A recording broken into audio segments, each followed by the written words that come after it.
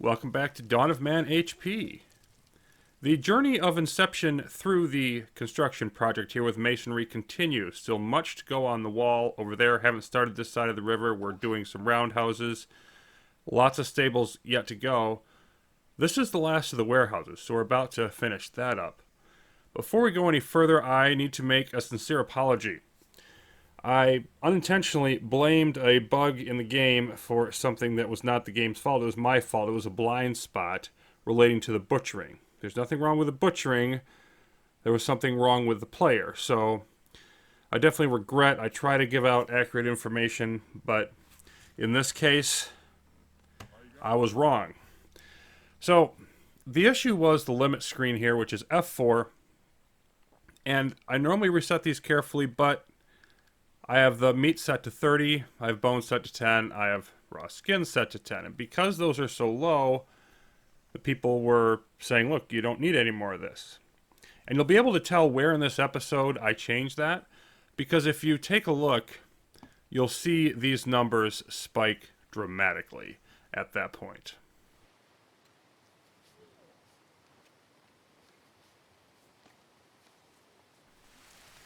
By spring, you can see the wall is finished on this side of the river. Still have all of the far side to do, but pretty good progress there. We've got a bit of demographic shakeup, because we've had some of the elderly people passing on, but then a bunch of men growing older to join them, so we really haven't reduced the number at all. And our births are starting to tick back up. We were stuck in the 7 to 8 pregnancies for a while. So population has dipped down, was about 225, but it should recover eventually.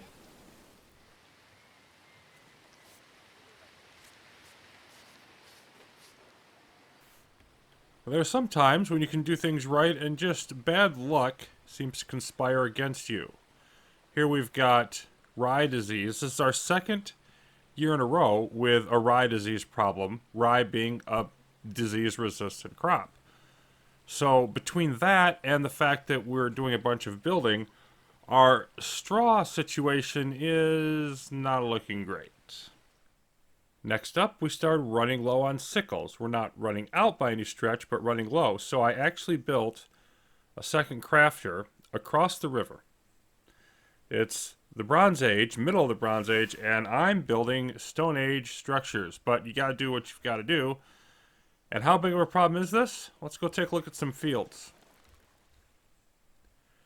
Now, you can see there's still bits of crops out here, and they actually won't pick up a lot of the times harvest crops from the fall.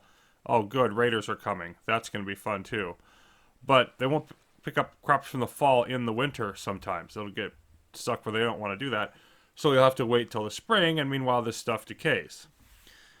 So that's not a good situation.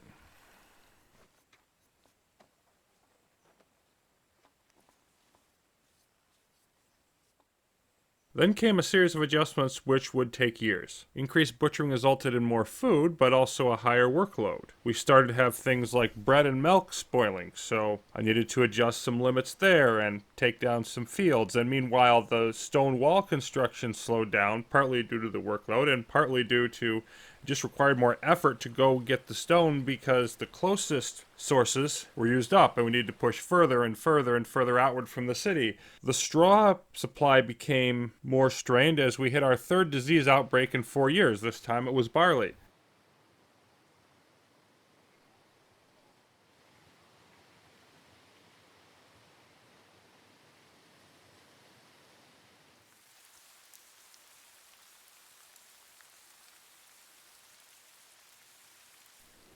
Spring of 86, and we have done something pretty major here. We have finished the wall. Well, we've almost finished the wall. You can see there's little bits of it coming in here. But we also do still have some reasonably close stone. We have people constantly working on this area. There's some in other places over here. But the inside the wall's stone is pretty much gone, and a lot of the areas just outside of it, you may remember we had some nice piles here. They're gone. The stuff up here is gone. Most of the stuff over here by these fields are gone. We won't need as much now, though, as we are a large way through the stables, probably at least halfway through the roundhouses, and the wall was the major user. So now we can refocus our labor on other matters. This is the beginning of our latest advance. This is a brewery where we will produce beer or alcohol or spirits or adult beverages, whatever you may wish to call them. And my main objection to this in the game is it simply comes way too late.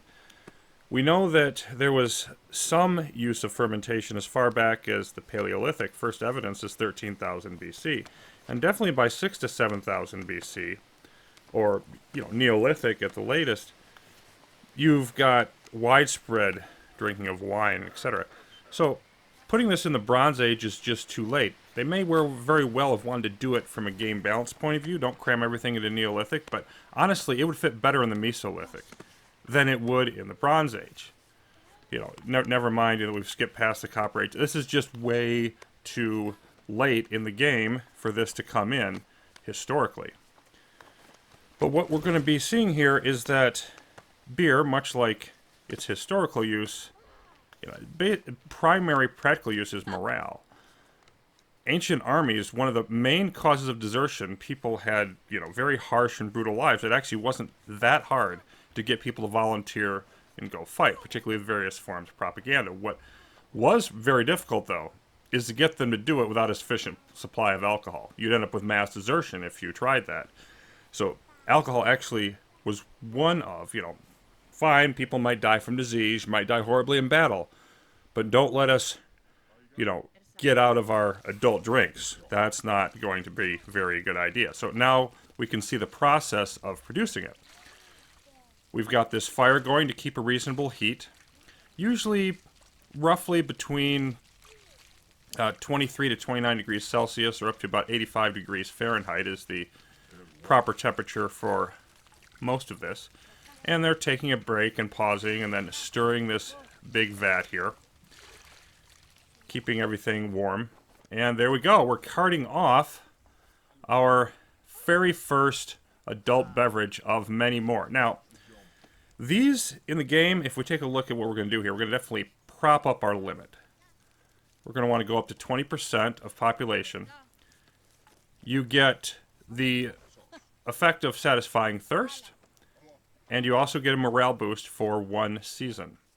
So it's 1 grain and 1 water to 2 beer. And so if you imagine that it only lasts a season and that people are going to be drinking quite a bit, one of these is not going to be enough. I'm going to build a couple more. Maybe we don't need that many, but we're definitely going to need more than 1. So if we plop down another one here, and let's throw one also across the river. I think somewhere in here might be useful. There we go. And now we will get a bunch of that made up, and that should help continue. We're constantly finding more things to address the morale issue. Now, we did also do one, actually almost a season earlier, additional purchase, because that was right here, netting. And then we've got brewing there, so we're down to 4 left in the Bronze Age advances to get. And the netting is not one that requires a huge amount of change. We're upgrading from the fishing rod to the fishing trap, which is the best fishing tool in the game, and we're getting 2 linen plus a stick versus 1 linen plus a stick. We have tons of extra linen, and we'll simply build these as one of our trade goods. I'm assuming they will fetch a significantly higher price even than the fishing rod. And so both of our workshops are going to be working regularly on those.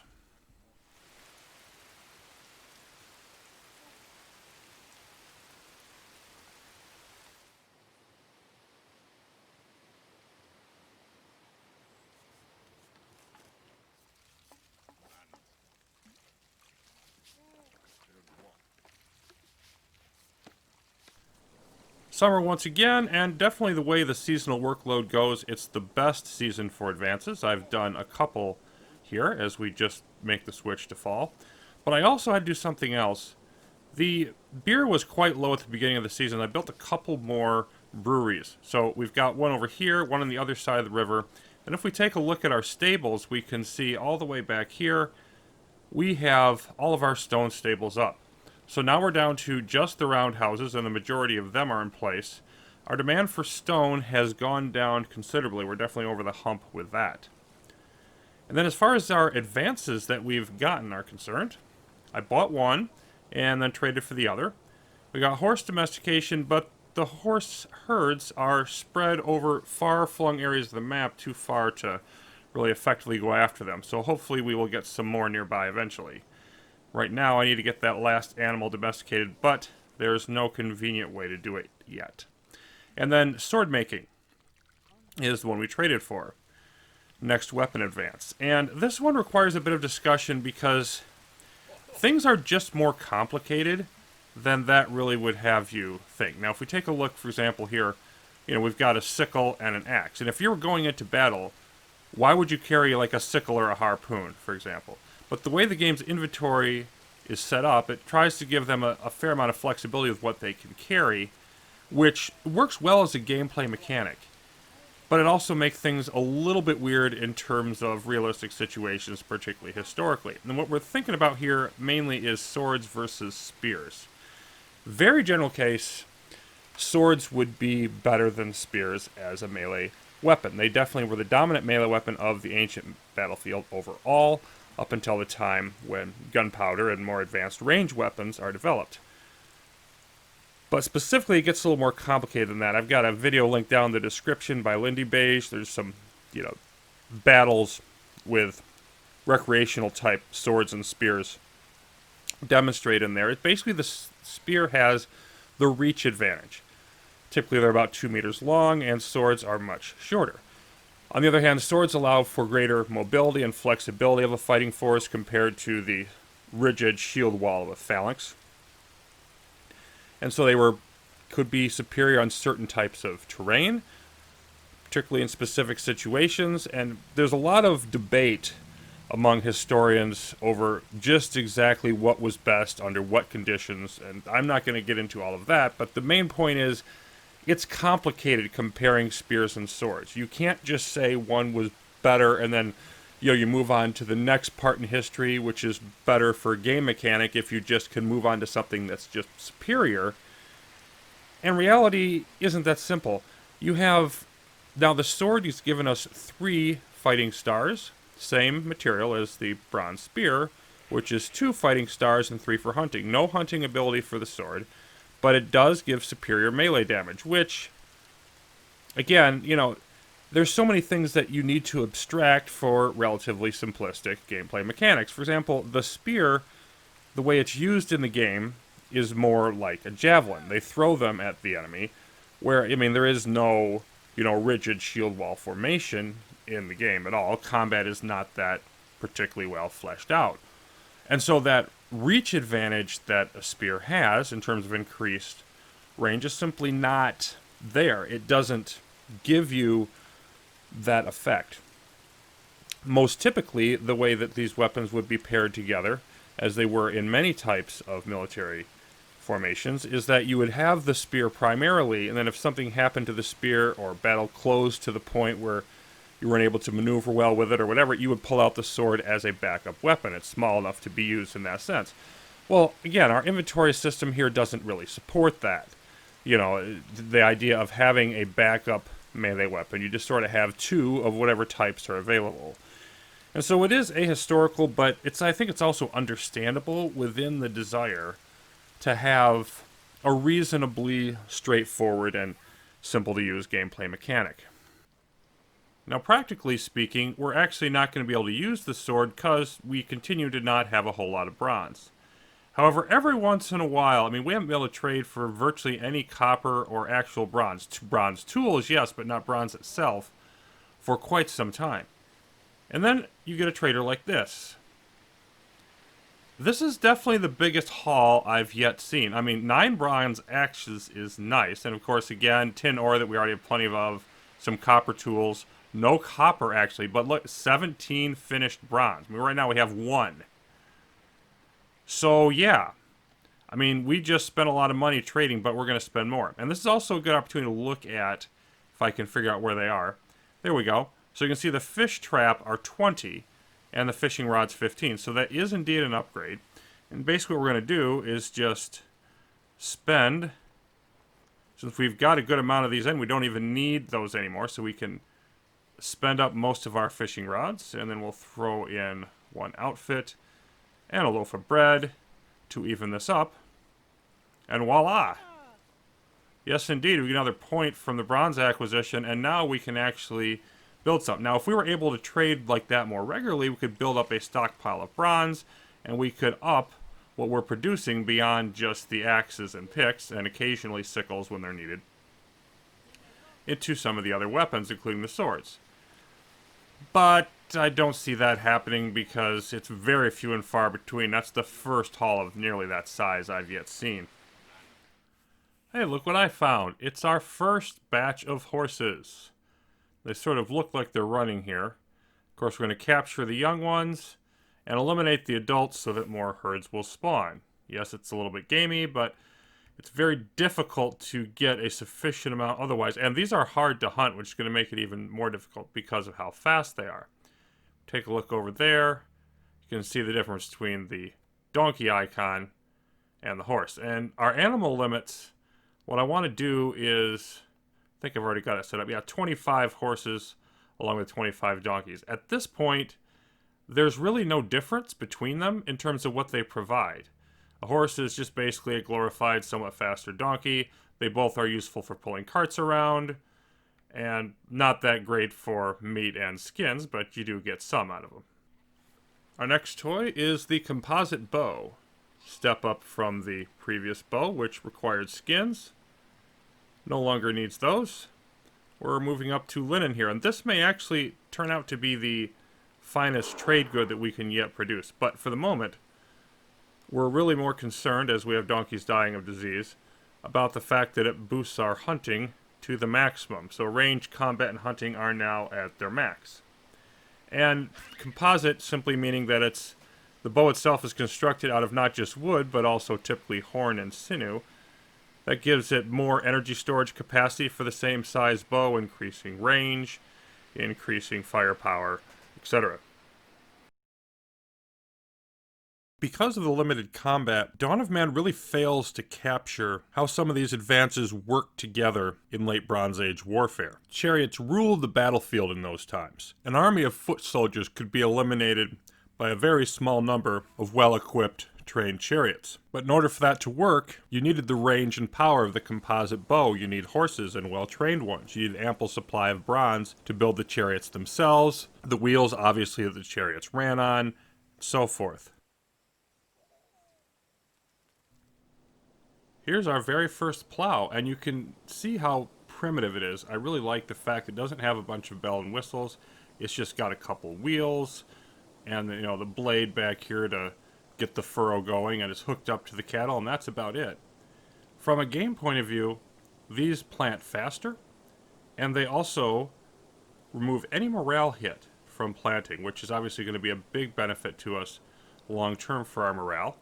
It's not just cattle that can use them. Horses can use them as well. So what horses now give us with the invention of the plow is versatility, because they can pull carts, like the trader over here is using it for, or they can pull the plows, whereas cows can only do plows and donkeys can only do the carts.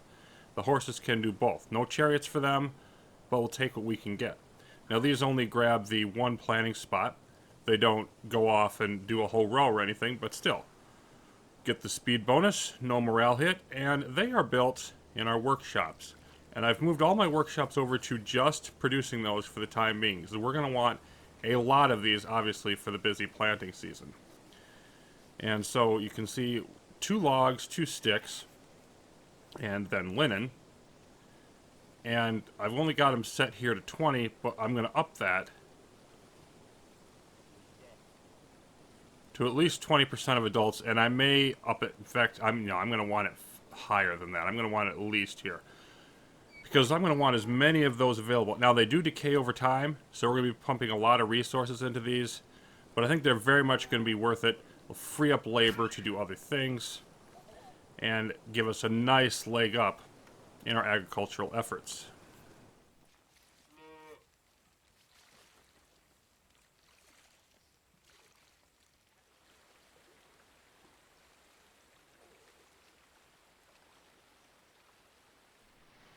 we've got some good and bad on display here. You can see a lot more cattle out here with their plows, happily going to it. In fact, in this early part of the winter planting, that's the only planting that's being done. We'll get some manual stuff going as well. But also, we have an obvious workload problem as there's still part of the fall harvest sitting out here. And the main reason is our population is sliding. We've been having some issues over about the past year. We had a raid that went badly, and then we've just been not having as many pregnancies. But I think that has finally turned around, because we have 17 now. You see, not that many in the children category. The elderly have declined, and it's not like all these deaths are totally filling up our burial locations. We have room. But they're just, for whatever reason, there just have not been as many births. I think it's just one of those random things we just had to get through, but it's all set now. So really, all we have left to do is we're working on getting some horses. There's 7 of them now. That's some. We need to keep really focused on that, pulling them in. And then our roundhouses are almost finished up as well. And I think within the next year here, we're going to be ready to make the jump. We have enough knowledge and then some to grab iron smelting and move into the Iron Age. You can see there's a whole ton of stuff that's going to come with that. That's a transition, though, that I'm going to save till next time. Inception is going to take a bit of a break here, but thanks everybody for watching. And the final epic of Dawn of Man will begin next time.